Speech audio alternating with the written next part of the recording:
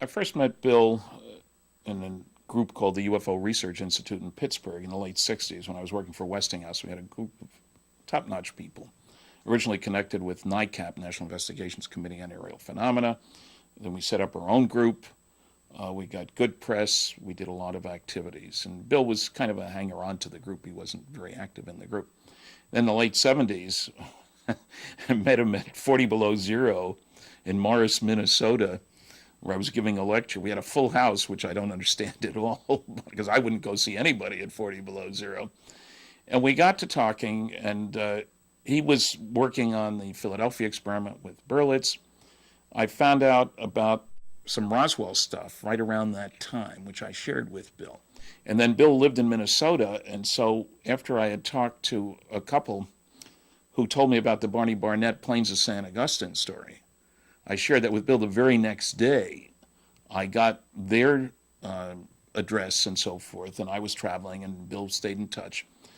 And then he put together the package to work with Berlitz on the book, and we worked very hard together for a couple of years while I lived in California. And I was the one who introduced him to Jamie Chandray, who was the recipient of the roll of film with the Eisenhower briefing document on it. Now, Bill was a tricky guy. He was a union negotiator for the teachers union, and he liked to sort of float proposals and, run them up the flagpole and see who salutes, see how people would react. So he's capable of doing a lot of strange things just to get a reaction. He couldn't have done the MJ-12 documents because he simply didn't know enough to get those things right that are right in it that we didn't know to be true at that time. It's not just about Donald Menzel, about all kinds of other trivia, if you will. I have many times heard that I supposedly said, yeah, it wouldn't be a bad idea, as suggested by Bill Moore, that documents be faked to try to get some more information about Roswell. Now, I had many meetings with Bill and Jamie and other people, so there's no question we had meetings and talked a lot and worked on projects together and so forth. I categorically deny that I ever was offered that possibility. Hey, why don't we fake some documents? Or that I ever said something like, oh, that's a good idea.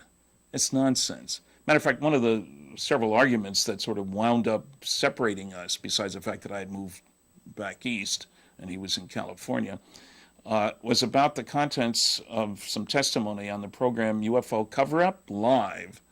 This is one where Falcon and Condor, no real names used, testified that the aliens liked strawberry ice cream and Tibetan music. Now, I was in the show.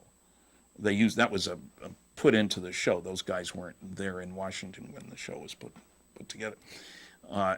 And we had a big argument because they admitted to me, Bill and Jamie, they had arranged that portion of the show, that they figured that probably some of the things these guys would say wouldn't be true, but that there would be a lot of good stuff there too. And I strongly said, then you shouldn't have used them. The audience has no way to separate out truth from fiction. If you think they're not going to say the truth, the whole truth, and nothing but the truth, you shouldn't use them. And they thought that the benefit would outweigh the risk of putting out some false information, put out some true information. We had a big argument about that. Now, Bill and I did a lot of work together. He was kind of flaky about some things. I was getting calls from all over and letters because people knew I knew him. How come he hasn't sent me the stuff that I ordered?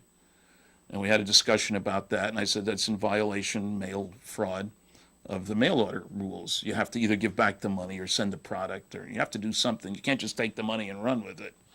Well, and Jamie and Bill thought it wasn't a violation of law. I went to my post office guy over in Maine, and he gave me the laws, and it was clear that it was. So we had disputes about these things. And also they were unhappy with my working with Kevin Randall and Don Schmidt when they got into the Roswell business, I guess you can call it that. And we had a book deal that fell through on one needed signature. So we were going pretty far apart. Bill really killed his status with most ufologists after his presentation at the 1989 MUFON conference in Las Vegas. There were a couple of rogue groups there, some strange people, Milton William Cooper, Bill English, who had their own session at the meeting, John Lear. This is wild-eyed conspiracy country, if you will. And Bill's presentation, he didn't follow the rules. He was supposed to submit a paper, you always do to MUFON. He didn't. I was supposed to get a copy a week in advance. I got it a day in advance and told him he should have started on page 5. Had a lot of extraneous material in it. And his point about disinformation, he admitted he'd worked with Paul Benowitz to disinform him, had been working with Richard Doty, an Air Force Office of Special Investigations guy. But he did everything in such a way that everybody was against him. And he went way too long. We had lunch that day. He didn't even stay at the hotel for the conference, which is another no-no. Didn't take any questions from the floor. He asked questions of himself. It was a bad performance. And I gave him heck for speaking too long, not getting his point across at all. I've defended him when people said he said some things he didn't say, because I want to stick with the facts. That's good enough for me. But that sort of pushed him outside the UFO community. A lot of talk. Internet wasn't so big then, but there was a lot of talk.